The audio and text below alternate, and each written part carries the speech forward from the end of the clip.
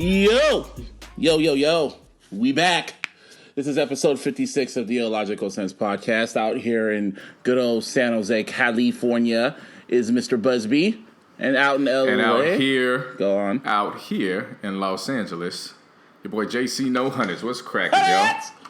Oh, shit, man. You know, just trying to get over the damn heat wave that came out here. We were gone last week because, honestly, it was a holiday. It was Labor Day. Man, it was Labor Day. You ain't got to explain nothing. Shit. And it was hot as hell. We needed a week off. It was hot as hell, man. It was like... Y'all needed a week off from y'all jobs. We needed a week off away from y'all. It wasn't nothing personal, but it was hot as hell, like he said. It was like a historical heat wave that hit our asses, man. It was like... We had to make a wish out here in San Jose. It was like damn near 111. Yeah, exactly. Hot as hell in that bitch, man. But, you know, there was really nothing to talk about, actually. Nothing. And we were kind of lazy and we were hot and we just wanted to just chill, so... Shit. Now you know. Now you know if y'all cared. But if y'all listening, of course.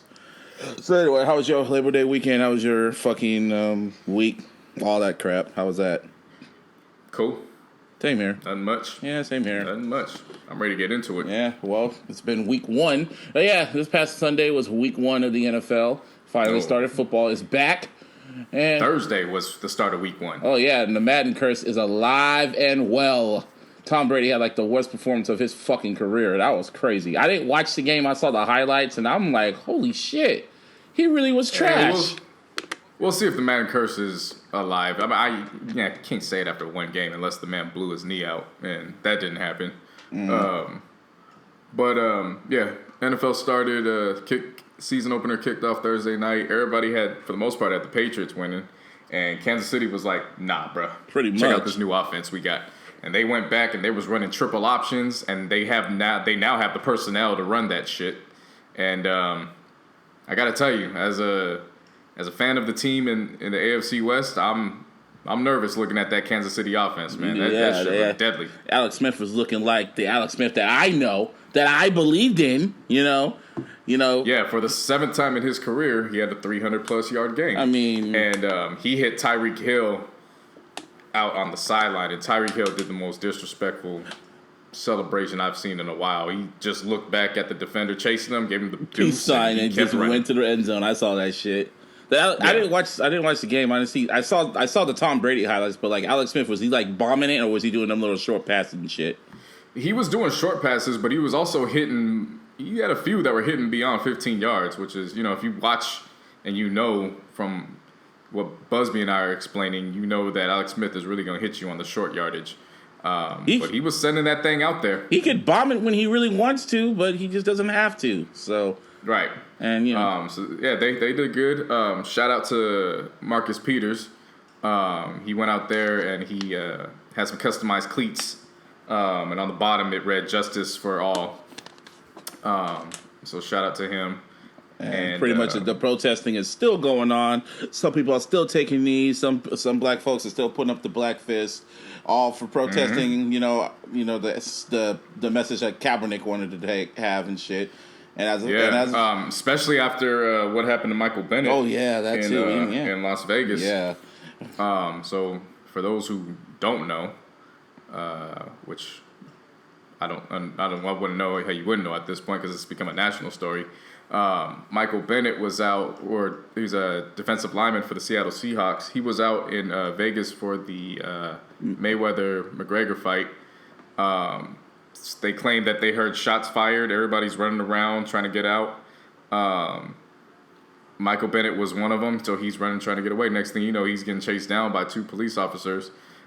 Before he even knows what's going on, he's laid out on the ground. Police officer has a weapon. I don't know if it was a gun or a taser, but he clearly had something, and his knee was to his back, and Michael Bennett proclaimed that at one point he yelled, stand still or I'm going to blow your fucking head off. Yep. And what ended up happening was I was kind of shocked, but I wasn't shocked at the same time. So when the story came out on social media, you had a select few who were basically saying, well, where's the footage? Mm-hmm. You know, just completely discrediting the claims. And then it goes, it's where's the footage? Well, then when the footage comes out, it's, oh, well, it's not that bad. And it's like, seriously? I mean, come on, dog. Of course. course, it's kind of bad. Come on, you know how they're going to say it. Yeah, you know. So he came out, and his lawyer actually is practicing in Oakland. So he's got his team from Oakland. They're going to be representing him, and then Las Vegas Police Department had the audacity to come out and challenge the NFL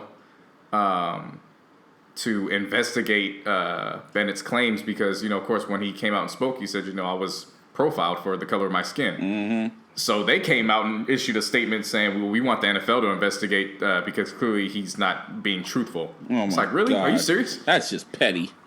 Well, it's not surprising. And the NFL said to go suck a dick pretty much. Pretty much. But at the same time, the NFL also looked shady in its part because as they were defending Michael Bennett and they were saying, Michael is a class act, one of the best offerings we have from the NFL. And he's also brought awareness to this situation. And it's like, I kind of think there was somebody else who is low-key blackballed right now. And when he was doing it, you had a whole different tone to him. Yeah, but as the great Shannon Sharp has publicly stated, it's a whole different situation when they like you. Because when they like you, they will ride for your cause. But when you fucking burn bridges and not starting and shit like that, you just quiet. Right. So we had that going on. And can we just go into that fucking coon ass nigga? We'll get into that. We'll lead into that right after this because Shannon Sharp also brought up another good point. So, of course, we were dealing with Hurricane Harvey, and J.J. Watt took it upon himself, and major props to him. He was initially, I think, trying to raise, $100,000. He ended up raising, I think, $27 million. Yeah, I saw for relief. And it's commendable. It's great.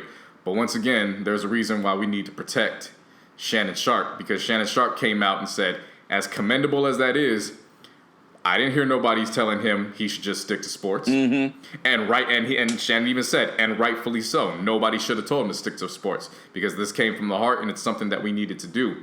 But this is the positivity that comes from when you don't tell an athlete to just stick to sports and they actually use their platform for good. Yep. And once again, Shannon Sharp, man, he just hitting the nail on the head with a lot of these topics, man. And but also at FS1, you got Jason Whitlock. And Jason Whitlock was at it again last week. Mm-hmm.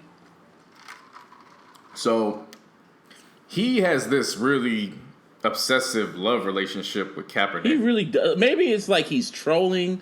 Maybe he knows it's gonna piss people off. I don't know. That dude's he's weird. He's beyond the sunken place. Like there's no coming. You could take a picture of him with the flash, and he's not gonna wake up. Yeah, he's way past that shit. He's with the Titanic. He's with the Titanic at that point. He's way down there.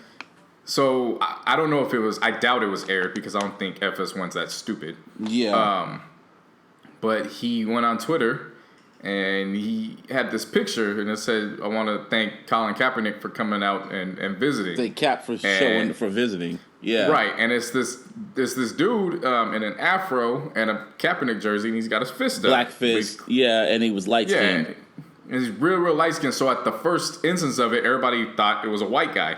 So of course everybody goes in on Fatlock and Fatlock.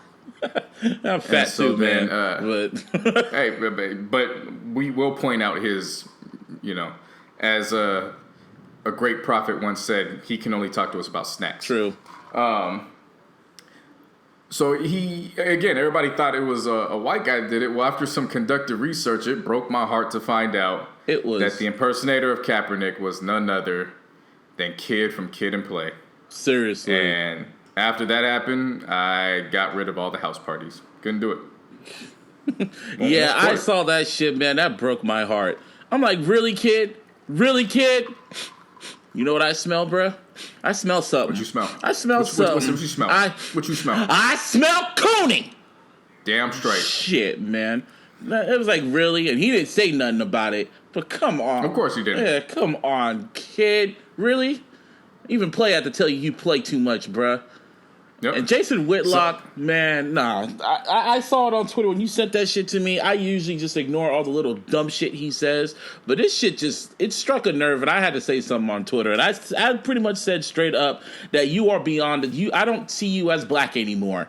He's not a black man in my eyes. That's just a coon ass nigga to me. He doesn't represent us. He doesn't represent the culture. He only represents himself, his little sociopathic shit. I don't know what's wrong with him. He's beyond a sunken place, and I pray that he finds his way up and he sees what he is. But, you know. Oh, we all know what's wrong with him. What's wrong with him? Sold himself out for the dollar bill. Pretty much. That's what's wrong with him. I mean, it's all for he's cooning for the dollar. Yeah, when he goes broke, he'll become black again. They always fucking do. Oh yeah. But, so that handled, everything. This was all leading up to week 1. But yeah, speaking of Kaepernick, I might as well just get this out the way. Fuck Jed York. Yes, you can't block. No, because I got blocked on Twitter. Well, not blocked, but Twitter kind of took away my, privileges for a little bit because I said fuck Jed York a little too much when I was watching my Niners get scraped. Yep. Yeah, apparently, I guess Twitter added some little feature on there that if you harass certain people constantly, they take away your privileges for a little while. So I'm watching my Niners go against, the Panthers and shit like that. And I was supposed to go to that game, but something happened and I couldn't go. And I'm kind of glad I didn't go. Side note. What? For the listeners out there, Busby had this complete change of heart when he was telling me he possibly had a ticket to go to the game. And all I did was start laughing because I was like, wait a minute. Busby is going to go to a Niners game, and he's actually excited about it. I was. The same Busby that has been shit-talking everything that Jed York stands for the last 2 or 3 years. Are you serious? I was. And Busby was just so exhilarated at the fact he was going to get a comp ticket. Yeah, and then the game started. And the game was decent at first, and then they started fucking up. And then when they fucked up, I just had this little sour taste in my mouth. And I just didn't want to watch football after that. I was pissed. I watched Game of Thrones after that. In the third quarter, I just turned it off. When the Panthers scored again, I just turned the game off. Yeah, it was like he completely realized, oh yeah, I forgot. This is why. Yeah, this is why I don't watch football. This is why I would not. Yeah, and also, speaking of the game, there was barely anybody at Levi Stadium. Yeah, start of the third quarter was rough, man. I looked at that, I was like, there's a lot of red seats out there. And I'm like, and then they showed, and I saw a picture of the whole stadium. There was nobody, there was damn near, it looked like a freaking high school football game. Barely anybody was at the game, at the stadium. It's like people just left. They knew what was going on. You know what, fuck these niggas. Yeah, pretty much. Shit, man. So while that was going on in the Bay Area, my squadron, yeah, your Raiders out won. In Tennessee. Whoopie-doo, your Raiders won. Well, it's deeper than that, man. You jumping into stuff and you missing the biggest event that we had. It was the return of Beast Mode.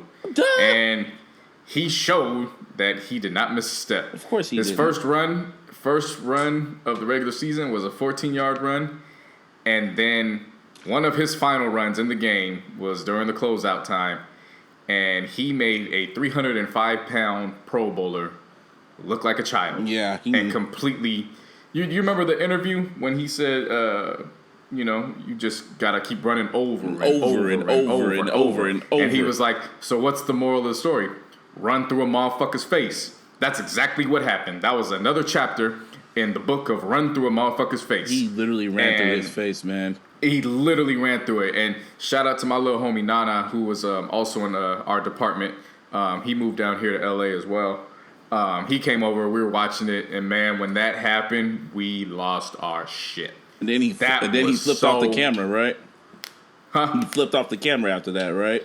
Oh no, he wasn't doing it to the camera. He was doing it to the defensive backs. The kid just so happened the camera caught it, and he was right in plain view. He's probably gonna get fined, but you don't care. Yeah, and then that was another thing too. He after the game, Coach Del Rio was doing his presser, and he walks in on the presser and he's like, "Hey, I'm good to go, right? I waited at my locker for 3 minutes, but nobody showed up." And so Coach Del Rio was like, "Yeah, you good." He walked off. So at the time, all I heard was the audio. They actually released the video of it, and then as he closed the door and he's walking away, he's just in his drawers, and he walks back into the locker room. Yeah, that sounds like Marshall. That's too, man. He is too Oakland. He is too damn hood. He's too Oakland for his own good. Yeah.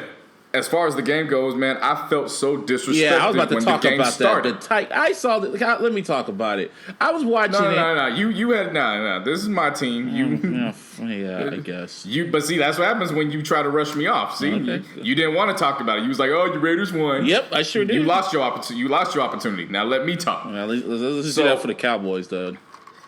So, these motherfuckers had the audacity to do an onside kick to start the season off on us. Yeah, that was stupid. That should just show you that should show you the testament of how scared they are of you guys, of your offense at least. Oh yeah. So Your defense still needs some work though. So they kick off, and I'm staring at the TV. I'm like, they didn't just do that. And Nana looks at me and he goes, "Wait, that was actually to start the game off? Like that wasn't a practice?" And I was like, "They onside kicked to start the season off." And then at that point, I was like, just score on them just to make a statement. Sure enough, Marshawn gets a 14-yard run. They bulldoze down a couple plays later. Derek throws to Amari. Amari catches it. It looks like he's going down. Spin-a-roonies. And then backs his way into the end zone, and that's how we start the season off. The defense still looked a little bit rough to start the game off. Mariota was 6 for 6 on third downs. It wasn't looking good. But the second half came around, and it was a whole different story. Defense actually stepped up, held their own. And shout out to our kicker, Giorgio.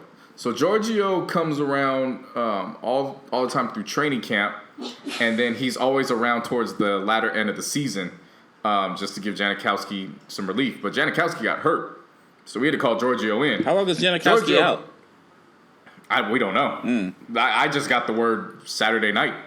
Damn. So they actually had to fly him out to Nashville that day. And he goes out there, and he's 4 for 4 with his field goals. Is he a rookie?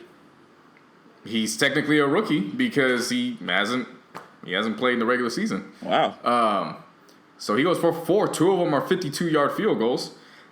He connects on 2 extra points, so he totaled for 14 of the 26 points, and now he holds the record for the Raiders in terms of most points scored in a debut. Wow. He accounted for 14, and rightfully so, he got the game ball. He deserved that. He got y'all in that shit, man. He definitely deserved it. It couldn't have happened to a better guy. I got a lot of love for Giorgio. He's a real cool, nice, humble guy. He's just one of those guys where he's like, as long as I have an opportunity to keep coming back, I'm going to take full advantage of it. And he took full advantage of it. So who do you guys got next week? Got the Jets. Oh, that's another win. Hope so. This week was a nice start to, get everything going. So just got to keep pushing momentum. At this rate, we know, I say we still. Yeah. So, we know that at this point it's basically AFC title game or bust. Minimum. Oh, why do you think Marshawn came back? He came back to get y'all a ring and then leave it to the sunset. That's his goal. In 2 years, he's getting y'all a ring until y'all go to Vegas. That's the plan. Now, it comes to my Niners. If I say anything positive about my Niners, we did look kind of decent. Kind of on offense. But in the first half. And then I don't know about the play calling. I don't know what Kyle Shanahan is thinking. He's trying to do that whole Atlanta Falcons shit. But the thing about the Atlanta Falcons is that they have the personnel. We don't have the personnel. And also, if you just go into injuries, you saw it on Twitter. You saw the whole lineup of Twitter. I was like, watching my Niners play with the whole Vince McMahon sitting up, kind of looking interested. And then and then the next tweet, never mind. And then third tweet. Adrian Foster gets injured. I'm like, of course he's injured. Fucking course he's injured. And then the fourth tweet, fuck Jed York. So that just kind of sums up my Niners. I don't know. You said 6 games. Shit. You better hope people show up. Probably Niner tickets going to be on sale for like $5, and people still won't show up. That's how much they cost for the Rams. Damn, $5. Rams tickets were as low as $6. Wow. And no one still didn't show up? Nobody showed up. And the funny thing was the Rams actually blew the damn Colts out 43 or 46-9. Yeah, they actually kind of looked decent. Well, that's because Andrew Luck wasn't playing. That's why. Right. And and the backup don't even deserve to be called by name. he's that damn bad. He was the perfect example that everybody needed to verify that Cap is being blackballed. Mm-hmm. Because there's no way on God's green earth that man should even be on a practice squad in the NFL. Oh my God.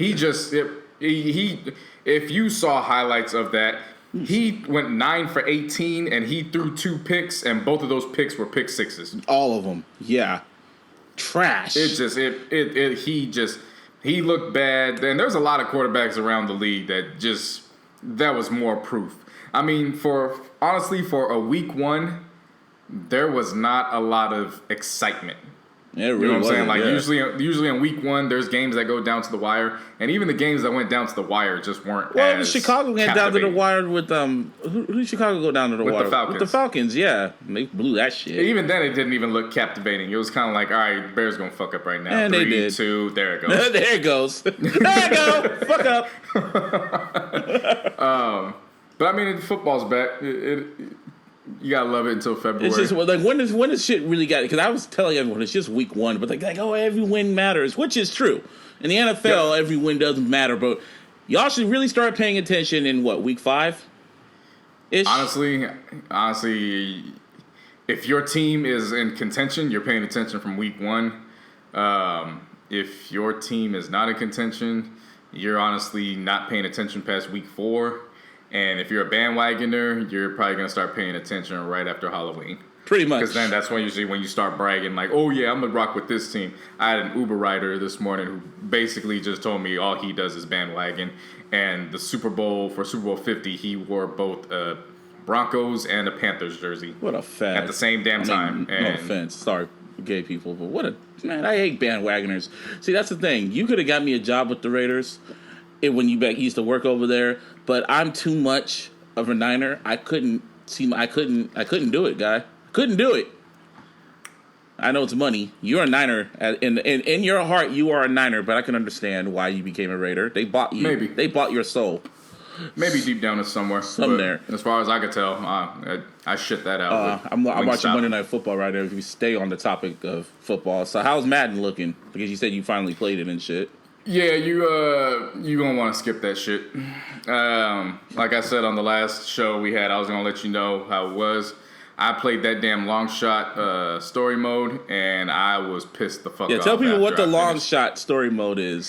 So long shot story mode, they hyped it up like it was gonna be on the level of 2K, where you take this young prospect into the league, and you at least play your rookie year, and that is not what happened. Matter of fact, you don't even get to play a game in the NFL.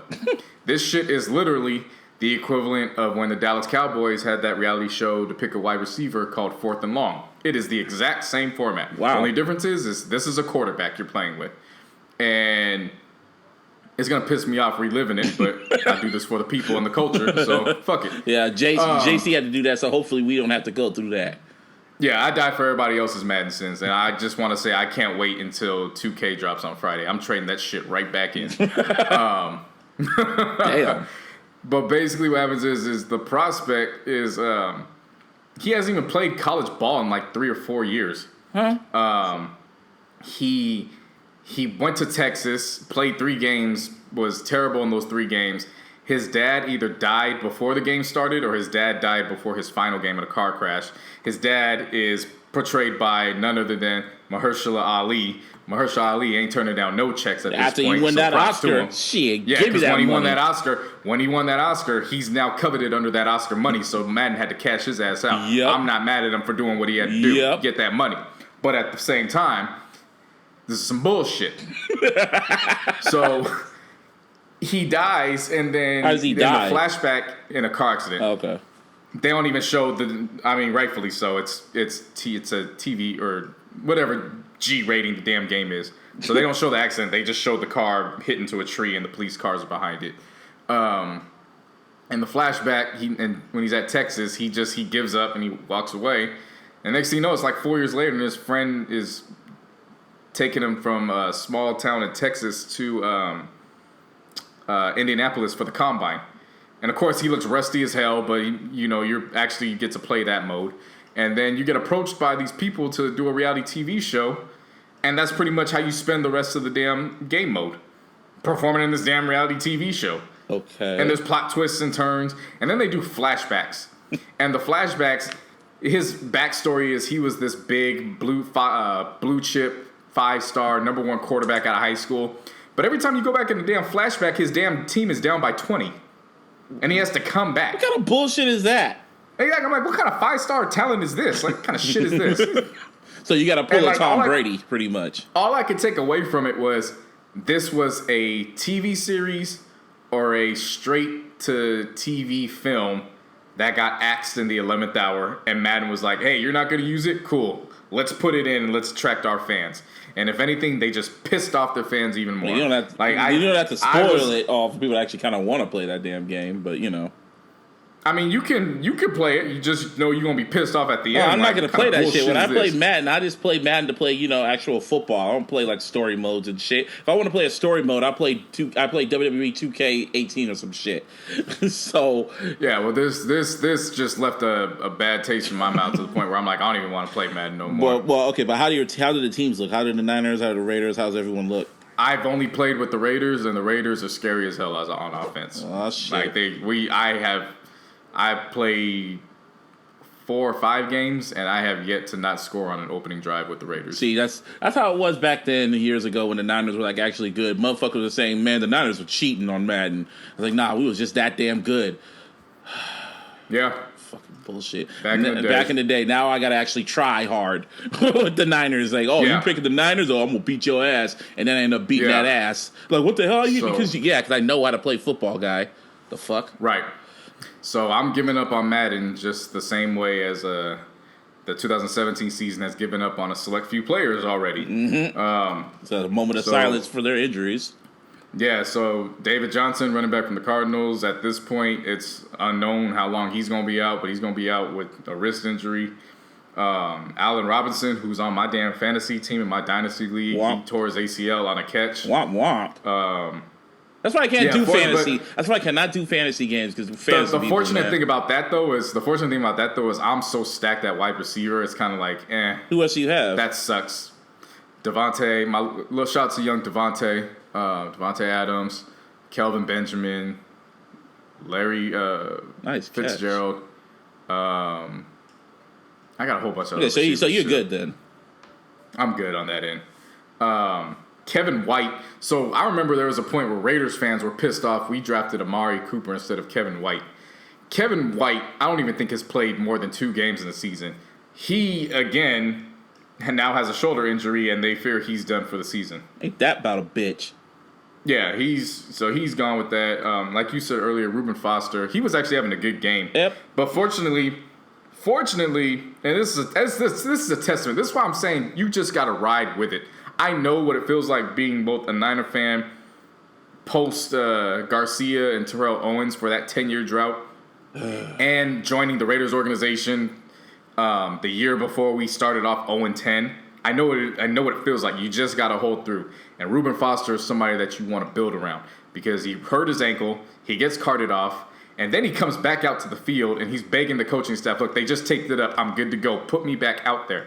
And of course the coaching staff's like, we got to look at the bigger picture, man. We want to get you into the Hall of Fame. We ain't worried about this game right now. We're getting our ass kicked.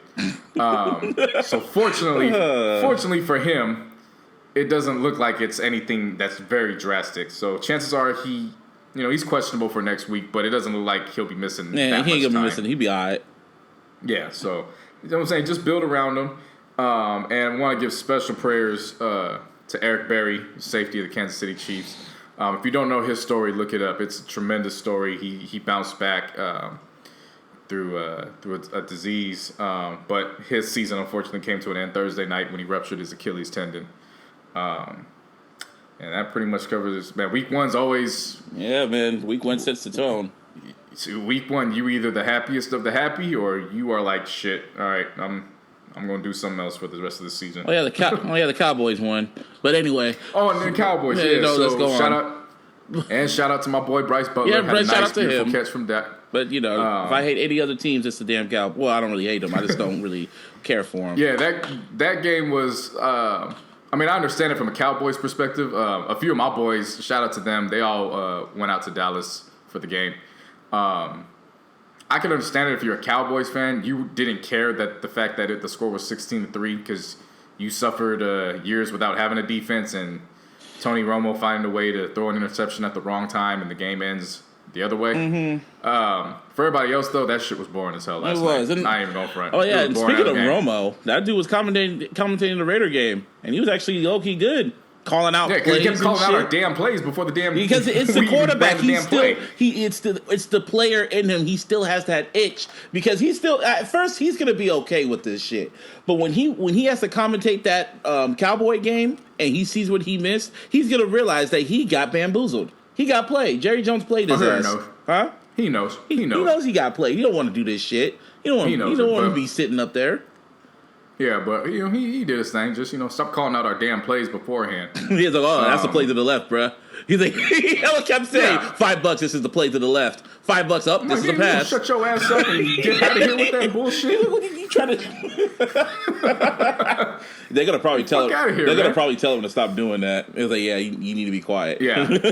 And then Eli Manning just looked like pure trash. That's Eli Manning, dog. He always looks like pure trash. If I swear, I've been saying this for so long. If his last name wasn't Manning, everybody would be on his ass nonstop. Like he's just saved by that last name. We'll put it there. Yeah. Not gonna take away the fact that he's not a formidable quarterback, but they ain't got no offensive line.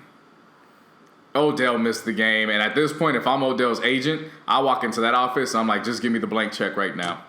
Yeah, I'm a factor to you niggas, bro. Yeah, just give me the blank check right now. Let's save everybody some time because they looked abysmal. Well, and that was week 1 in a nutshell. Week 1, so there was the natural disasters were happening. Mother Nature is just feeling the type of way. So she wanted to show everyone who's the head bitch in charge on this here planet. So Hurricane Irma wreaked havoc throughout the Caribbean and throughout all the little small islands. And as of right now, thank God it went down to a tropical storm when it hit Florida. There's God bless everybody around. God bless all around them. Right, yeah, and in Florida and Miami, it was heavy flooding and shit like that. So God bless them. But us humans, we always got to find something humorous in that. So last morning, yesterday, I'm online, and I see this clip of this guy, this meteorologist. He's a storm chaser. He's in the middle of the storm when the storm's at its peak, like it just hit shore. It's like 118-mile-per-hour winds. This dude gets out his car.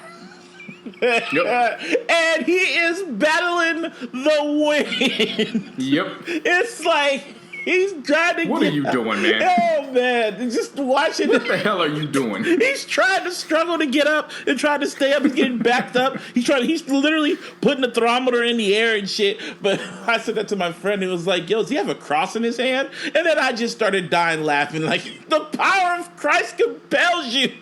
Yeah. And then I called you yesterday and I was like, that motherfucker looked like he was like he was Gandalf and he was out there. You shall not pass. Oh shit! That shit had me rolling. And then shout out to Jamel Hill, one of the co-hosts of Sports Center 6. I saw her tweet today, and she was like, "When you trying to give gum to your coworker whose breath stinks." No, I had one that said this is what it's like trying to argue with a woman. Yep. That's the damn truth too. Oh damn, that shit was hella funny. That whole shit, man. We gotta find I watched that clip like 10 times, man. That shit was. You gotta find something to keep yourself from going crazy because the world will bring. It'll be a depressing place if you allow it to be. For real. You gotta just find something just to. Laugh about. Just to laugh at. And the fact when he got out the car, I knew we were in for some shit that we were about to see. I was like, I'm Johnny Knoxville. Welcome to Jackass. That's exactly what it was. So anyway, that's Hurricane Irma. Man, that shit was hilarious. That shit was just funny as hell. But shout out to everyone. So another shit that really pissed you off, JC. Also yesterday, I'm scrolling on social media. I get to The Rock, like the great one, one of the greatest wrestlers of all time, the highest paid actor in Hollywood, which is still mind blowing to me. And, I'm kind of looking at his comments, and he's kind of sitting there trying to write his notes. Rock always posing. Sometimes I feel he does a little too much, but he's the Rock. It's the great one. He can do what the fuck he wants. So I'm kind of scrolling, and all of a sudden, I see a comment by Jody, a.k.a. Tyrese. And he pretty much said that, I'm paraphrasing what he said, but he was like, yeah, if you return my phone calls, you would know why you shouldn't do that Hobbs movie. We're a fast family. We're a family. Well, he said some little stupid shit like that. I'm like, hold up, what? Well, what, Jody? Are you fucking serious? Are you fucking serious? So I sent this shit to JC, and I was like, nigga, read this shit. He sent this to me, mind you, he sent this to me right after the homie Seth Roberts caught his touchdown, and we in good spirits. And I read that shit, and just the fact that I just was thinking about him writing it and typing it in, it just pissed me off to my damn core. Like, nigga, who the fuck is you? You feel me? And it's like, just imagine being the highest paid actor in Hollywood. You have TV shows, you have high paid movies in theaters. You do WWE on your part time when you feel like it. You're getting money all over, and then you have this nigga come in your comments. Oh, first he's trying to call you, then he tries to come in your comments and tries to check you. Like, nigga, who the fuck is you? That's that nerve, man. That's that nerve. Honestly, Jody is he's just weird. Jody's weird. He's like, his whole mindset, ever since Baby Boy, he's just not there. And the thing of it is he's put out their private business out in the open. For real. And the situation at hand, it ain't even The Rock's fault. Like, that whole beef started because Vin Diesel was feeling some type of way. For real. And then Jody has to get a part of it like he was the star of the fucking movie. Right. Man, like, why don't you just mind your own business and worry about not fucking up the next Jimmy Iovine deal? How about that? Seriously, how about that? Because they threw you under the bus with the quickness. Shit, man. But yeah, that's other than when we stay on the topic of movies. It was, for the last few weeks, it's been like a drought at the movie theaters and shit. There was really nothing. For the past 2-3 weeks, there was nothing at the movie theaters. But in the shadows was the Stephen King remake called It. I've heard good things about it. So our opening weekend, I knew it was going to be big, but man, it felt like my entire city was at the movie theaters. Well, of course, because it was all when we were all little kids. It was either that the ones who are afraid of clowns now. That's basically why they're afraid of clowns. And I wasn't really scared. When I was a kid, I wasn't really scared of it. No, I'm saying the ones who are afraid of clowns now. Oh yeah. You can always channel it back and say it's because of it. Yeah. Yeah, the movie was the remake of the Stephen King, of the novel and the miniseries. And, like, it was packed, and in my opinion, it delivered. It was one of the best movies of the year. It was very funny, it was very entertaining, and it had some spooky moments, bruh. Some very spooky moments, in my opinion. Like, some people might not think it's that scary, but to me, like, watching it the first time, I was sitting with this other black dude that was sitting next to me. Didn't know him because he went by himself just like me. And we got to one certain part in the movie, like there was the garage scene in the movie, not the garage scene. What is it? The basement scene. Like you saw it in the trailer. Yep. It's like you're float too, like that shit. And it looks different in the movie version, but when we watched that version, man, old boy sitting was next to me. He was like, "Man, I gotta go to church, bruh." He was like, "Man, I gotta get home. I'm about to leave this shit." But he kept saying that over and over. Like he looked like at one point I thought he was gonna get up and leave. Man, that motherfucker wide open. Yeah, I saw that shit. Good Lord, I saw that shit. We watching Monday Night Football right now. But yeah, bro, it was a really good movie. It was really good. Like, shout out to all the actors, and especially old boy from Stranger Things. She was the highlight of the movie. Like, there was this one part where old boy goes and says, "Oh yeah, I heard she's a slut, man. She been messing around with dudes longer than my fucking wang." And then no, and then old boy next to him say, "Yeah, I ain't saying much." And then this other part, when old boy goes and says, "Man, are virgins?" I was like, "Am I the only one not seeing this shit? Are virgins the only one that sees this shit?" There were so many one-liners in this shit. Like, it was. If I could describe the movie, it was funnier than the miniseries. Oh yeah, the miniseries was funny unintentionally. This one was actually funny. You know, it was if I could describe this movie, it's The Goonies meets Nightmare on Elm Street. Was the best line in the miniseries in this one?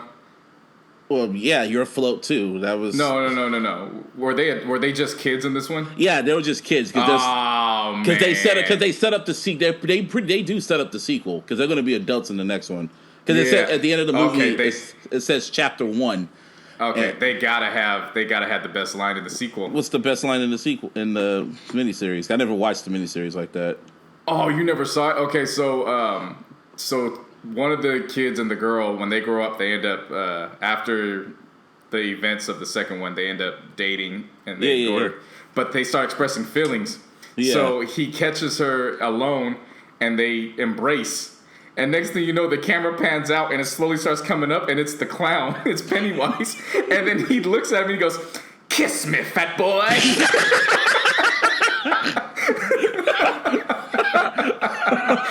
No. There's and another then he one. walks away scared, and Pennywise just thinks it's the funniest shit ever. And he starts busting out laughing. It was the dog. You are definitely right, because there were some unintentionally funny moments in the miniseries. And that by far was the best line in the miniseries. Tim Carey goes and says, my boy Justin, we all used to make fun of this movie just for the one-liners. Like, yeah, they all float, just like you, fat boy. Even though it wasn't in the movie. Or this one, don't you want it? Don't you want it? Don't you want it? Oh shit, that's the unintentional comedy part of that damn movie, man. But yeah, now that's hands down. Kiss me, fat boy. It's just like when you look back at the miniseries, like, this shit was scary to you niggas. I'm like, man, I wouldn't have watched this as a kid. That was like the same when Chucky came out, when the Child's Play movies came out. At first, I thought it was gonna be scared shitless, but then when I watched it, that shit was fucking hilarious. Yeah, that's why I can't. Child's Play. Honestly, I can't watch films from the mid to late '80s. And the early 90s. Some of them. I can't watch a majority of them because I just be, and it's not even the horror movies. It's like movies in general. I just be looking back and I'm like, really? That's what passed off back then? I mean, no, you'd be surprised. Some movies were rated PG and they were fucking like, they should have been PG-13 and shit. Like Back to the Future. You know how many cuss words I ruined for Back to the Future Part 2? Yeah. Holy shit! You dead, you little son of a bitch! That was in a PG movie, bruh. Ah, damn. Get away with a lot back then. Well, speaking of TV, I've been binge watching Game of Thrones. I'm on season 6 now, and nigga, it's a show you need to get into, man. There's a whole lot of shit going on in that show. It's not for me, man. I mean, I'll try it one more time, but I've tried 2 times. That's what happened to me. That's what happened to me. I was into it the first 2 times, and then I was like, but then when the show was really popping off, and I'm seeing everyone into it, and I was like, okay, let me just really watch it to see what it was. So I watched it. And it's pretty slow in the first season, but then I think after I say the first season, second, and the midway through the third season, that's when shit picks up, and then I'm just glued in. So yeah. It's a pretty interesting series, really good series. Because because the hell of shit popped off on Netflix, like the third season of Narcos came on and shit, and and then fucking Stranger Things is gonna pop up next month, man. There's just so much shit, so much TV, so much everything, shit. Yeah. So what else has been going on, bruh? I sent you the list. I would go back to it, but I don't want to fucking hang up on your ass. So while you was watching that, we jumped to the conclusion with Power. Yes. A few episodes ago. Yeah. Well, not a few episodes, but like the season finale. No. We remember because when the leak first came out, we jumped to conclusions. We jumped episodes ago. Yeah, we really jumped to conclusions for that because we thought it was gonna be some bullshit, and then we actually watched the episode in full context, and it was like, okay, this isn't some bullshit. I mean, everyone already talked about it. We don't really need to go really in depth with it, but right. But basically, the band's back together. Yep, and Dre's the new villain. Dre's new villain, which again, we need to appreciate the fact that we're seeing Ghost come up through Dre. People really need to grasp that concept. We are seeing Ghosts come up through Dre. And it went over the top, and I knew that this was not the nigga you wanted to fuck with when he put the knife to the priest. Yeah. And it said, just, you have no limits, and that now makes you the most dangerous person on this show. Mm-hmm. So we're going to see how that... Do you think it's going to be the last season, or do you think something else is going to happen? It should be, honestly, in my opinion. It should be at this point, but we'll see how it goes because now you got to add Tariq to the equation now because Tariq is now a part of the family business. Yeah, I see. Let me go back to Tariq. Everyone knows if you listen to this show, I hated that character Tariq more than anybody. Am I right? No, you every time somebody need to snuff this motherfucker. Yes, but when I watched Game of Thrones, there was this dude, this little kid named Joffrey. Not Jeffrey, Joffrey. King Joffrey. Everybody that watched Game of Thrones knows what I'm talking about. This dude, I hated him more than Tyreek. He was the complete definition of the whole ass nigga. Listen to how I said that. Whole ass nigga. Like, I did despise him because he was such a bitch and evil and something needed to happen to him. So, season 4, episode 2, I'm gonna remember that. It was so random how he died, but I loved every fucking second. He fucking got poisoned, and it was during his little wedding when he's supposed to marry this chick, and he was talking hella shit. Everyone was looking at him like they were sick and tired of this nigga, and he just drank some. He drank a wine which was poison, and then he started choking, and when he started choking and coughing, I'm like, yo, he's coughing a little too much. I'm like, oh. And I was getting up and I got on Instagram and I shut up. I was like, die, little nigga. Choke, little nigga, die. I had so much joy watching his character die. Like, if he was alive, yeah, I'll be kind of evil being that. But he was an evil dude. He needed to die. He was a fictional character. And, oh my God, JC, I was so happy watching him die. It made me kind of appreciate Tyreek a little bit. But, oh, man, when he died, it felt like orgasm. It was like, oh, yes. So, yeah, fuck Joffrey. That's probably going to be the cover, his fucking, the look of death on his face. That's what it's going to be called, fuck Joffrey. But, yeah, Tyreek's in the equation now, if we go back to power. Tyreek's in the equation now since he killed his sister's killer. And Ray, and I'm just doing the spark notes. And Angela is now the lead in the freaking case now. Tasha is pretty much going to take the fall for the gun because she knows it's going to come back to them. And season 6 or season 5 next year during the summer. Yeah, I feel like it's either Kanan or Tommy that's going to die. It's one of the two. Probably Tommy. Because we know how this show works. This show don't let dynasties last long. Yeah, probably 50 gonna die. 50 he's gonna go out in a very extravagant way too, because 50, he has too much of an ego. And also, when it comes to season finales, the Insecure season finale was last night, and I've been trying to get your black ass to watch Insecure for the longest time, but it's only 8 episodes, man. You can get through them. 8 episodes, 30 minutes. Anyway, it was kind of a triggering episode. Lawrence and Issa finally kind of hashed out their shit and they found some closure from it. Molly is still just doing stupid shit, doing little hoe shit. And this is why I need a female on here to watch the show with me so we could really talk this shit. And it's fucking rainy. Ain't that a bitch? But yeah, Insecure, it got picked up for season 3. So shout out to Issa Rae. Shout out to everyone watching that damn show. So hell yeah.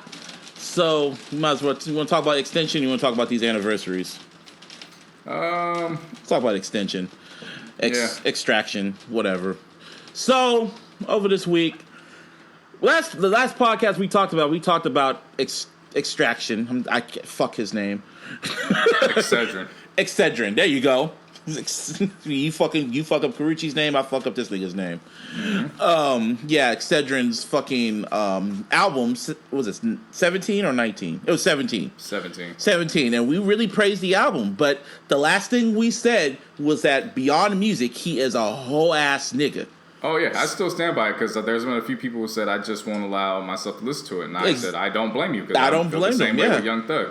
So and if you listen to it, cool. And if you don't, then I'm not going to be mad at it. Just take it what it is. And Azalea Banks.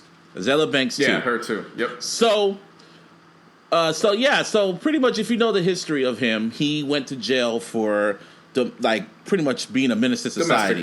Domestic violence and being a menace to society and shit like that.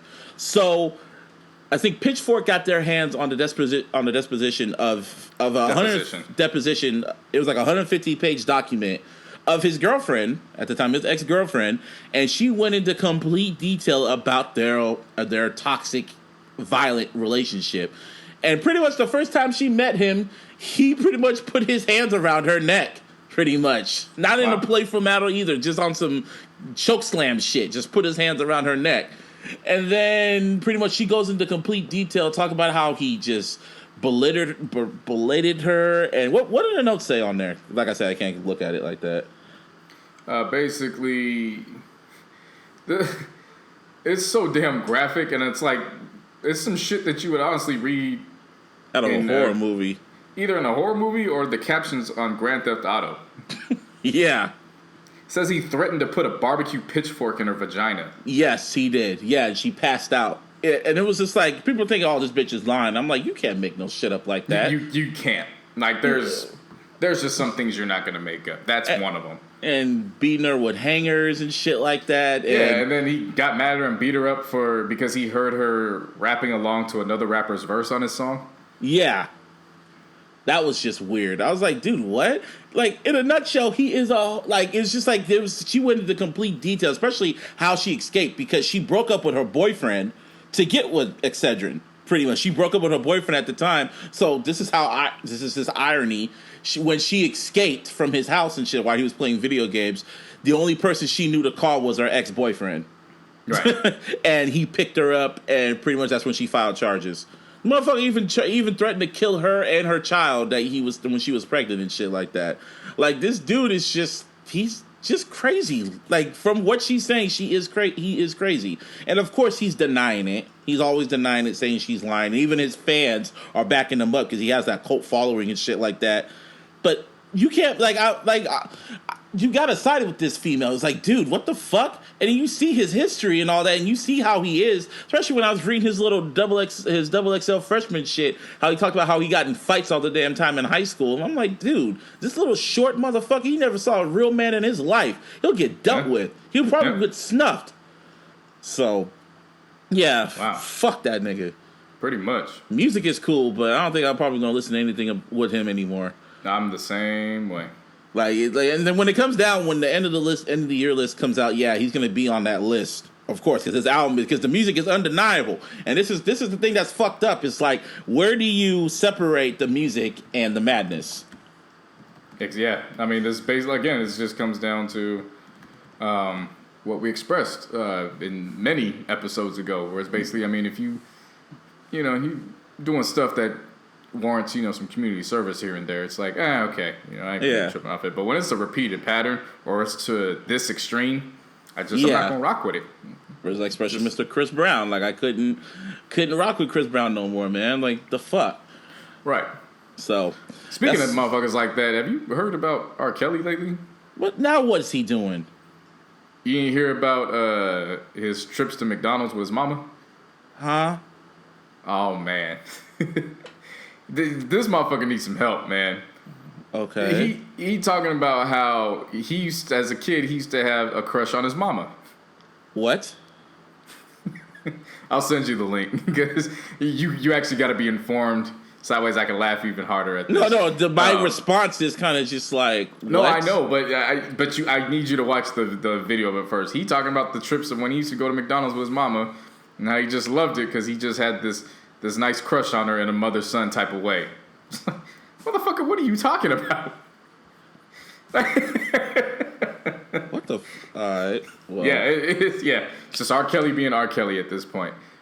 Okay, well, I'm gonna hit up somebody who's like a real good. Oh yeah, I have a friend that I follow. Like, I've known her for a long time on Twitter and Instagram, and she's a hardcore R. Kelly fan, and she has to hear shit all the fucking time. So when the sex slave shit came out, I sent it to her like, "Yo, what's up with your boy?" And she was like, "I know. I've been getting phone calls and text messages all day. Just shut up about it." So every time she posts something R. Kelly related on her Instagram, she turns off the comments. She doesn't want to hear it. Like, I know, motherfucker. I don't want to hear it. I know. So, yep. Yeah, so. It's R. Kelly's ass for you. Yeah, so if we can still stick with music, there's not a lot of new music dropped, but today is it's a day. It's actually September 11th. Yeah. 2017. That's when we're recording this, and it's also the 16-year anniversary of the terrorist attack that hit New York and hit the Pentagon and Pittsburgh and shit like that. Right. And it's crazy. It's been 16 years, man. That's fucking crazy. Time goes by, man. Time hella flies. I still remember the day it happened. It was on a Tuesday. How I remember it was a Tuesday because it's music release day. No, because Raw was Well, on. that's how I remember it. Well, to me, because Raw was on Monday, and I remember how Raw was on Monday. I watched TRL. I just remember how normal Monday was, and then I remember I woke up in the morning. My mom woke me up, and I was like, all right, whatever. And I didn't turn the TV on. I went, took my shower to get ready for school, and I got out the shower. Heard my mom downstairs talking to my aunt, my aunt, and she's like, "Can you believe this?" And I'm like, "What?" So I ran to the TV, turned on, and I saw the World Trade Center just up in smoke. No pun intended. And it said 2 planes hit it. So my first reaction was, yo, was this like a crazy ass accident? Like, the fuck? And then they showed the scene of the second plane hitting the building, and I'm like, whoa, this is, wow, okay. And then they said, oh, the Pentagon got hit. Hold on, what? And then other shit was going on. Hold on, what the fuck? It was, and then I remember right before I left for school, the first tower fell. And I was like, shit. And then I remember throughout the day, like, people were kind of spooked at my middle school and shit like that. And then I remember when I'm in one of my history class, my history teacher just fucking scared the shit out of everybody and shit. Talking about it's going to be World War III, it's the end of the world. And everyone's all looking at him like, what the fuck? And I remember when we left out, my boy was like, well, that was some scary shit. And then after that, we found out the second tower fell. And then I remember coming home from school, and it was on every channel except for the kids' network. It was on MTV. It was on MTV, BET, every station. Like, you couldn't escape it. It was like, come on, bruh, really? Y'all really? And some of the networks suspended their programming because they were so scared. Only networks that did not suspend the programming was Comedy Central, and Cartoon Network, Disney Channel, and Nickelodeon. Yep.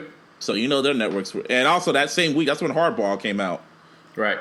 So, yeah, man, that was a really, really crazy ass day. And also, since I'm petty like that, Bin Laden got killed by Obama. Obama killed Bin Laden. Well, under his term. Under his term, Obama got that. Obama didn't run up in there like Tariq. It was just under his term. Can you imagine that shit, though? You about to get got, Bin Laden? But what's your reflection on that day? I was going to school. It happened. It was a very quiet day at school, and that was about it. Said a lot of prayers. Said a lot of prayers for people, obviously, because everything leading up to that afterwards was very hectic and chaotic. And that was that.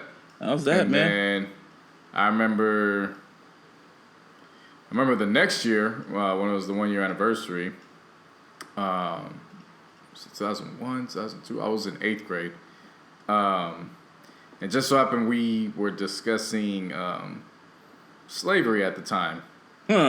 And somebody, being a smart ass was, oh my gosh, people should get over it. And I'm like, ain't it been a year? Don't you want to get over 9/11? Like, if you telling us to get over that, it's been a year.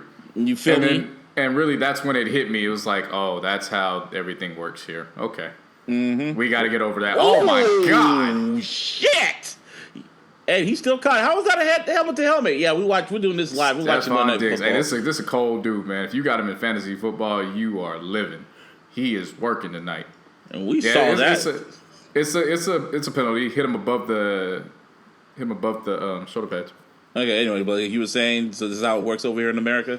Yeah, I mean, basically, it's like, that's helmet to helmet. Look at that. Yeah, it was. It's basically, when it comes to slavery, or anything that's to do with the mistreatment of black and brown people, get over it. Anything else that happens to us as a whole, we must never forget. And then, it's a reminder. I'm not trying to downplay how I feel about, the events of 9/11. It's definitely horrible. A lot of families were broken up as a result of that. And, it's something that you definitely wish didn't happen. Yeah. It's just people who are stuck in their ways after really want to prioritize certain things, but they want to, at the same time, diminish other people's pain and hurt from the past. Yeah. And it's basically where we find ourselves. 16 years later, ain't much changed. People still want to remember, but they the whole protest in the NFL and sports in general. It's athletes shut up and just stay focused on sports. And it's like, who the fuck is you? Like, they pay taxes just like us. Pretty much. Talking about, but, it is what it is. I do remember that 2 prominent albums came out that day. First one, of course, was the first Blueprint. And then the second one was also Fabulous's debut, Ghetto Dreams. Yes. Everyone forgets the Ghetto Dreams Fabulous, dropped I'm that. sorry. Yeah, everyone forgets that Fabulous dropped that same day. I hella forgot about that. Fabulous dropped that same day. Everybody was like, oh, man, that's... they blew womp it. womp. And they got knocked... And they both got knocked the fuck out. Well, all right. Anyway, yeah, still watching football. But everyone remembers Blueprint. So... Blueprint. Blueprint. Jay-Z's... What album was it? It was like his 4th album, 5th album at this point? It don't matter. What was it? Okay, let me do Reasonable Doubt. It was his 5th because they counted Rock La Familia as his... It was his 5th, yes. Yeah, Blueprint. He dropped it on 9/11, which is crazy to really think about. That's crazy. That's crazy when you think about Reasonable Doubt dropped on June 25th, when Michael died, and then Hov dropped Blueprint on 9/11. That's crazy to think about. But it took me a while to really get into Blueprint because I was young, and then when I really listened to it, it really is a classic. He has pretty much the majority of that album is nothing but knockers. Yep. Nothing but knockers. And honestly, people really feel that's better than Blueprint, and not Blueprint, but Reasonable Doubt. And I'm like, really? Even Hov doesn't even believe that. I mean, whatever. Like, but we do remember that's when Takeover dropped, when he sent the first shot to Nas. And that's also when the only rapper that was featured on, well, actually, there was 2 rappers that was featured on there.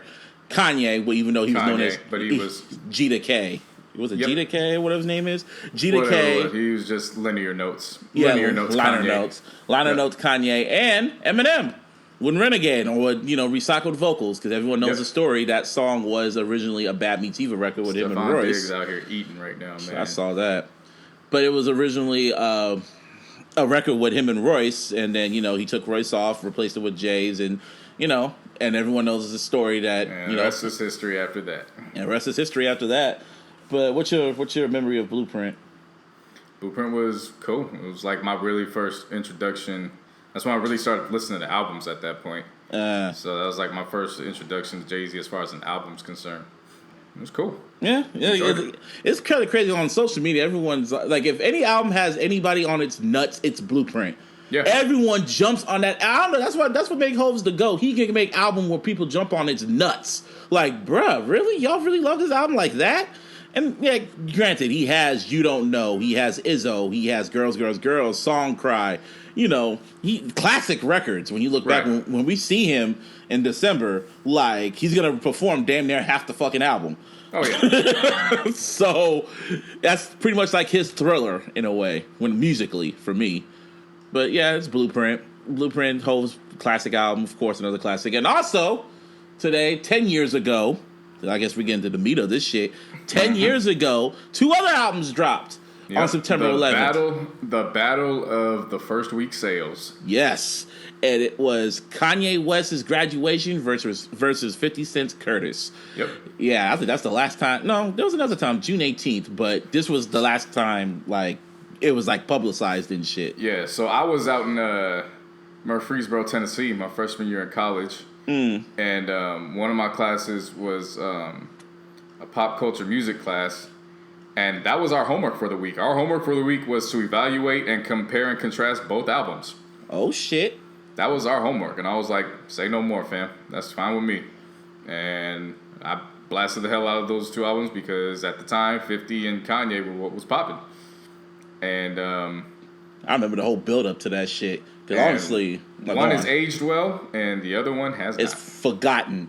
Like Curtis, let's keep it fun. We could talk about graduation. Everyone always talks about graduation, but Curtis, if we know the history of what the album was supposed to be, that album was originally supposed to be called Before I Self-Destruct. Yep. And he had his the first time. The first time that was supposed to be, even the cover when you see 50 with his hands on his face, you could tell that was supposed to be the title of the album. It was supposed to be called Before I Self-Destruct. And honestly, he was releasing singles, and all of them were flopping. They were not popping. The only one that was semi popping was AO Technology with him and Timberlake.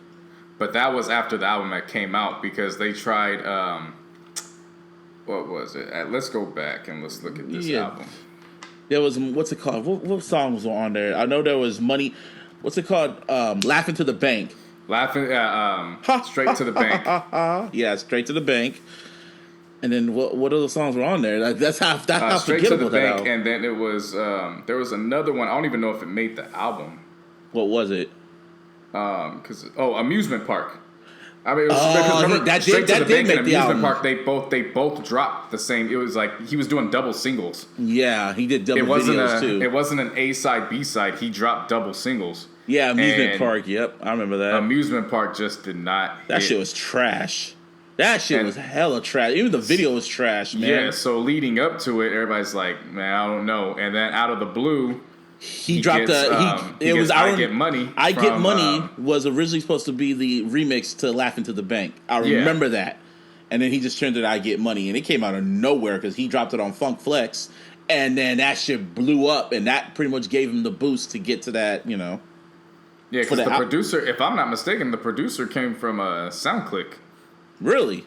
Like it was literally he just found the track and he was like, all right, well let's just run with it, let's see what happens, and then it blew up and he was like, all right, well this is officially not the remix anymore. We got to turn this into the single. Interscope ran behind it, and next thing you know, it's number 14 on Rolling Stone's list of 100 best songs of 2007. That song was it came out like nowhere. That shit came out like an RKO. That was a straight party joint right there. I get money I got. I get money. That was a party joint. That shit was raw. That shit was fucking raw. You know, but it's like you said, like it's just the album itself and it sucked too because the album itself, like there was a few songs I really really enjoyed. Like Fully Loaded Clip was. Oh, I remember that. I wish this album had actually come out during this time frame where you weren't influenced by needing to drop a certain type of single. You could just drop a song and people would flock to it. Because had they pushed Fully Loaded Clip in the ways you could do it today, that would have been one of them joints where. And then he had another. I remember like he did hella videos. He did this one video with Dustin Hoffman. I forgot what it was called because it was on Curtis. What was it called? It was a slow joint. I think Joe was on it. You're looking at the track list, aren't you? Yeah, Joe wasn't on this album. But what was? Let's go down the track list if I can remember. I know Eminem. Gonna Go Off, Man Down, I'll Still Man Kill. Down. I remember that. Oh, that song was raw. I like that one. I Get Money, Come and Go with Dre. That song literally came and went. Literally, I forgot. Damn. AO Technology with Timberlake. Follow My Lead with Robin Thicke. That's the one I'm talking about. Follow My Lead. That one was smooth. It was alright. Yeah, that's the one I'm talking about. He had one with M on there too. What was the song with M? Peep Show. Yeah, that shit was that was forgettable. That was when M was still on his drugs and shit. Yeah, I remember at this time everybody was bugging out too, like especially the hardcore Gina fans, because we was like, "Where's Lloyd Banks at?" And nobody was saying anything. But then years later, you find out this is the time frame where his dad died, and he was going through his own personal stuff, so he wasn't even in the studio. Yeah. So, yeah, Curtis was just man. I mean, it did great on the fucking charts. Yeah, I mean, yeah, definitely. Because I mean, again, it was one of the biggest days, and they publicized it. Yeah, but we all know who the winner was, and it was Mr. Kanye West. This marks 10 years since the release of Graduation, which I call the last album where Kanye was happy. Easily, because it's the last time before his mom passed away. Yeah, last time before his mom died. He was still engaged to the love of his life, and yeah, man, that's and good music was just starting, like literally getting their leg. Big Sean was still just a mixtape rapper at the time that he just signed. Can't Tell Me Nothing dropped. I remember I loved that damn record when it dropped. Oh man. Yeah, and then because he had the Jeezy vocals, and this one Jeezy was still new to the game, and Kanye got his ad libs and just put it on that shit. And like I said, I was in school in the South, so everybody was rocking to that joint. Everybody, as soon as them vocals came on, everybody was rocking with that. Get my money right. But of course, we know that Graduation has aged extremely well. All of Kanye's works. Come on, all of Kanye's albums age. Come on now. No, they have not. They have not aged. That's what makes Yeezus has not aged. Yeezus was not good to start with, so let's not go there. I didn't say Yeezus. I said all of Kanye's records, but you said all of Kanye's albums. Yeah, all of Kanye's albums. Well, Yeezus is one of Kanye's albums. Man, maybe when you get to the year 2045, you appreciate Yeezus a lot more. Maybe Yeezus has been out for 4 years now, and I still will tell you it's not appreciated in good time. So well, hey, I love the album, so shit. Yeah, you also think that you can't rank the albums, and I can still rank them in can't. 3 seconds. I still can't rank them. We So we'll already talked about that, but yeah, go on. But yeah, graduate. I remember when I first heard "Flashing Lights," I was just that beat, just that. Oh my god, "Flashing Lights" a top 5 Kanye record for me. You know, and then good. Oh yeah, the opening track, "Good Morning." Come on now. Mm-hmm. It was just like when you compare to contrast Graduation, because I knew Kanye was going to come with this shit. It was like, come on, it's like I already knew what 50 was going to do. I was more curious what Kanye was going to do. And then when you heard Kanye, it was like, of course he had the better record. Of course he had the better album. Duh. Yeah. You know? It wasn't a shock. It wasn't a shock. People said it was like, everyone talks about that was such a monumental moment in hip-hop, which it was. And just talking about how this was like the death of the gangster rap because 50 came in at number 2. But come on, if we look back at what 50 was doing, he already burned his bridges with people at this point. He already burned his bridges with Game. He burned his bridges with Fat Joe and Jadakiss. He was a heel. Nobody liked him at this point. They were waiting for him to fail. And this was his first failure, in a way. He won, but he failed at the same time, if that makes sense. Yep. You know, and he lost to Kanye. So, and it was just like, it was almost like passing of the torch. And honestly, after that, 50 was never the same. Musically, 50 was never the same. Yeah, I definitely agree with that. Yeah, so that was a great day in hip hop. It was a great day. Graduation, fucking Curtis. Yeah, and you know, so we go from Jay-Z dropping Blueprint, which included the Takeover. And 16 years later, around the same time, it seems that Lonzo Ball seemed to stir the pot with Nas around this, you know, the same time this past week with his comments from the family's fresh new TV show, which you can find on Facebook and YouTube, called Ball in the Family. I enjoy it. For everybody knows I'm a Lakers fan, so there's biased reasons. But one thing I do enjoy about it is they actually paint LeVar in a light where it's like, how can you dislike this man? Yeah, I actually watched an episode and I kind of low key liked him. I'm like, okay. I was like, okay, I see what JC was trying to say. I'm like, okay, I like this dude now. You gotta see his vision, and it's like, how can you take that away from him? He said it when he. You know, him and Tina first got together. We gonna have boys, and they gonna be the greatest. How can you hate on that? Like, the man prophesied it, and he's living it now. And while not we're, because I've been on board for a while. While people are still confused and coming to grips with how they feel about it, he's already planning the next 15, 20 years. He's already planning ahead, man. So. Exactly, yeah. But let's just get off that. But pretty much, he disrespected God, son. No, he did not disrespect him. Well, okay, he didn't disrespect him. He said no. I'm going to break it down, because what he said, and social media has a way of taking it out of context, and it does not matter. He could have been drafted for the Boston Celtics. I will still defend him in this right. They asked him what type of music he listens to. And, you know, he's like, you know, I listen to what's hot, you know, Future, Migos. And one of the producers or whoever was talking was like, what about Nas? And he goes, nobody's checking for Nas like that anymore. But the way he said it, he was like, man, nobody listens to Nas, bruh. He said it just like that. Nobody listens to Nas anymore. Yeah. Nobody's checking for Nas anymore. And, in his defense, unless you're the hardcorest of hip-hop fans, let's be real. Ain't nobody really checking for the Nas album anymore like that. He had a 1-year window, and he popped off on DJ Khaled's album last summer. Not this past summer, last summer, when he said Nas' album is done. It's been a full year. Where the hell's the album, Escobar? Come on now. Yeah, where is it? But let's just get to the meat of this, because somebody didn't take light of those comments, and that was the Bay Area's own, the bass god himself, Lil B. And if y'all know the NBA and you know about his curses, everybody has not the same when he's cursed them. Just ask Kevin Durant. Kevin Durant had to go to Bass God's team to get the curse removed. And who else? James Harden. He's still going through that shit. All he has to do is apologize, and he might get a ring. Westbrook's the one that's flourishing, because when he put the curse on both of them when they were all with the OKC, it was Westbrook that came out on Twitter and he was like, "Yo, I rock with Bass God." And he's like, the curse ain't gonna hit you. That's why everybody keeps talking bad about Westbrook. And I'm like, yo, he's the reason really why they even got that far. Because that curse really should have set them back. They shouldn't have even got to the finals that year against the Heat. That's another story for another time. That's another but story. Sim, I'm glad you brought that up because you kept hounding me all weekend. Oh, the curse is coming. I wasn't the only one. Everyone was. Oh, it's coming. And lo and behold, Melo then gets on, the youngest brother gets on Twitter and is like, yo, you could ask anybody. You could even ask Lonzo. I stay rocking with Base Guy. And so he's like, oh, okay, forgive me. And then, of course, Baron Davis comes on. He's like, yo, man, stall my little homie out. He's saying how he feel. And Lil B was like, you know what? You still owe me them workouts, so let's just call it a wash at that point. And Baron Davis was like, cool. Next thing you know, Lil B goes on Twitter and is like, I apologize to the Ball family. They can have their opinions. I rock with them, this, and that. And I just wanted them to respect hip-hop.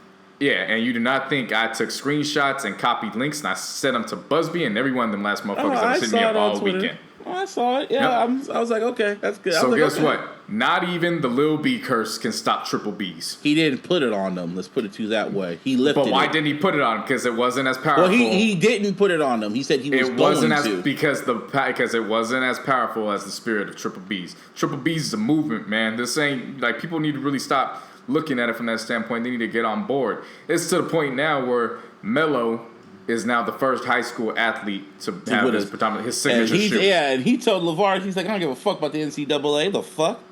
No, LeVar said it. Yeah, that's what I said. LeVar, that's what I said. Yeah, because I still feel it's bullshit how the NCAA treats their damn players. That's why I kind of don't really get into college sports like that. Oh, because exactly. You see all these players do all these extravagant things, and you see all the money that's coming in to these schools, and yet the players don't get not one penny from it. Right. That really blows my mind. They're talking about investigating Melo, and I'm like, he ain't even signed his letter of intent yet. Like, for real, isn't he still a high school kid? Yeah, he's still 16? He just turned 16. Like, he's not even in the NCAA. You can't be doing what you gonna do now when one of your players that's on one of the colleges now he was making money from a lemonade stand at 15. You're gonna investigate that now? It's bullshit. You know what I'm saying? Just the NCAA's. I'm tired of people making the argument, oh, well, who cares? They're getting their education paid for. It's like, yeah, but let me also remind you that a student on an academic scholarship still has the option to go work 25 hours a week and make money. But their education is getting paid for too, so what's the difference?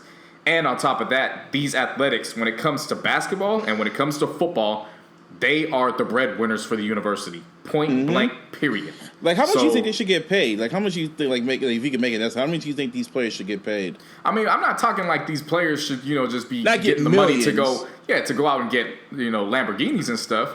But I mean, you want to run them a quick $1,000 a month? The hell's the difference? Maybe $2,000 just for them. I want to put this in perspective. I read a week ago, it might have been Alabama's linebacker coach. I'm not. It's not even. But the point is, it's not a head coach. It's either a coordinator or a position coach. That coach actually brings in more income than some of these smaller schools' whole athletic departments. That makes no fucking sense. Exactly. But you're telling me that these big time universities ain't got the money? I'm not falling for that, man. You can get away with telling people that bullshit story all you want. That's why that's why we don't got EA Sport. That's why we don't got NCAA football no more, because those players came out and basketball, because those players came out and said we need our money for that. And NCAA I got a homeboy who played at Oregon State back in the day, and he got his $500 or whatever dollar check from the EA situation last year. And he's like, hey, it's cool I have it, but, I actually probably could have used this in college, because he's a store manager, he's well off, he's doing his thing. So shout out to Joseph Rudolph. But, his whole thing was, probably, would have been nice to have this when I was, still worried about how much I could actually eat throughout the week because they put us on a limit. So again, they want to investigate Melo and all that, but it ain't going to prosper. And then, there's a lot of people coming out saying, oh, what's up with Jello? He's the lost child. And it's like, well, you got to remember he accepted the scholarship, so they got to tread lightly around him, otherwise he could lose that scholarship. There's another brother too, Jello? It's the middle brother. He's the one that's at UCLA right now. Oh, okay, damn. He's gonna go somewhere too. So they can't do anything with him because, he's accepted the scholarship. He's already on campus, so that's why they skipped him and went to Melo for the signature shoe. It's not that he's the forgotten child. It's he's already there. They have to play by NCAA rules for that. All I know is they're gonna have a fire 30 for 30 in like the next.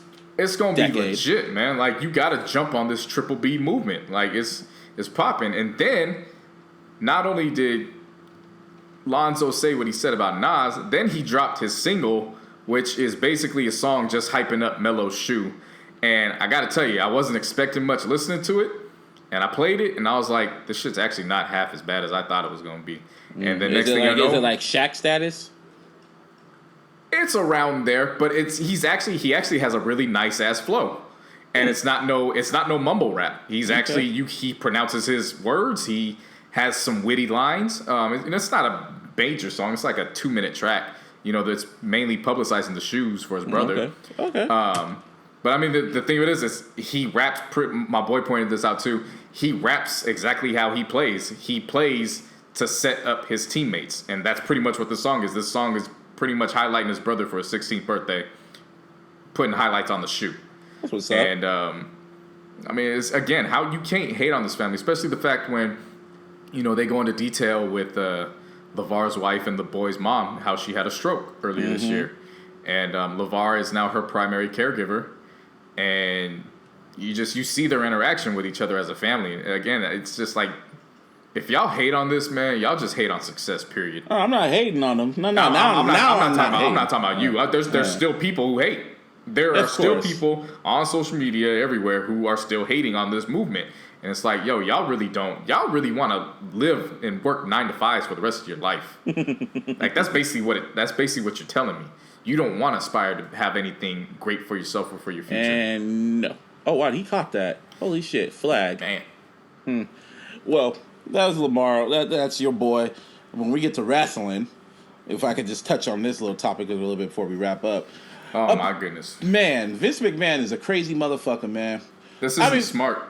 I mean, for a fan, for me, it's kind of cool. But pretty much it was announced last week that WWE is going to have, for the first time ever, a live Raw on Christmas night. Which sounds cool on paper. For the fans, for me, that's pretty damn cool. For the wrestlers, that fucking sucks because they can't be with their damn families for the holidays. And then you factor in what else goes on Christmas Day. And on Christmas, well, not just Christmas, just Christmas period. That's the NBA day. Exactly. That's for basketball. That's what I'm saying. So you factor in that there's already 5 scheduled basketball games all day on Christmas Day. Then you also factor in that it's a Monday night, which means there's 2 NFL games, one of which is my Raiders in Philadelphia. And who else is playing? It doesn't matter to me. I don't care. Yeah, it's football, yeah. But I think if I'm not mistaken, it's Pittsburgh versus the Ravens. Let's oh my God. that real quick. Oh, wow. So if Vince was to go up against that? Yeah, so pretty much in a nutshell, Christmas is going to be lit for the consumer. Steelers versus the Texans. So it might not be as lit, but still, you got Steelers fans and you got Raiders fans. And Eagles fans. And Eagles fans. Texans, nah. But you got 3 fan bases who are hardcore and they're going to be turned into these games. It's not wise. Dude, yeah, and it's just like, it's not wise because this is football, basketball, and in the same, this is rare. Come on, bro. This is very, very, very rare. Oh, yeah. So Vince is going to go up against 2 of the big mega, titans of sports. And Vince likes calling WWE, he doesn't like calling it wrestling. He likes calling it sports entertainment. It's the most retarded shit in the world, but whatever. But come on. Whatever works. And honestly, those Christmas Raws, they're going to be like filler shows. That's all it's going to be. It's just going to be filler. There's probably not going to be a lot of fans. I mean, there's going to be fans there. I don't know where they're going to be at. But it's like, really? Really, Vince? That's just, Vince is crazy, man. It's stupid. Yeah, it really is. And not only that, they're going to have a live SmackDown that next night, and then like next week they're gonna have a live SmackDown on New Year's Day, which I'm not really mad about because the real holiday is on New Year's Eve. So come on now, so they don't get so real holiday is New Year's Eve. Let's keep it funky. New Year's Day is the recovery.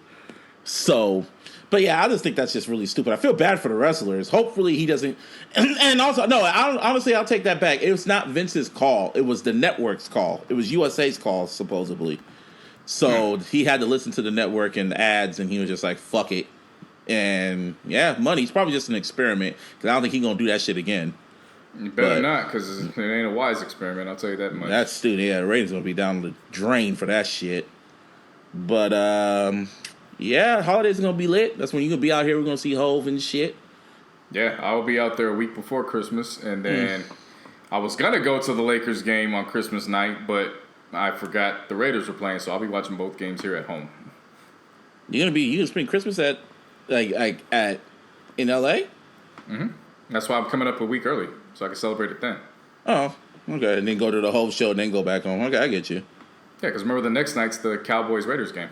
Oh, that's true. I feel it. Well, yeah, I guess you could say this is episode 56. That's right. Kid, you are still a coon. I smell cooning. Yep. That's probably going to be the title of this fucking episode with a picture of his ass with all of them pointing at him.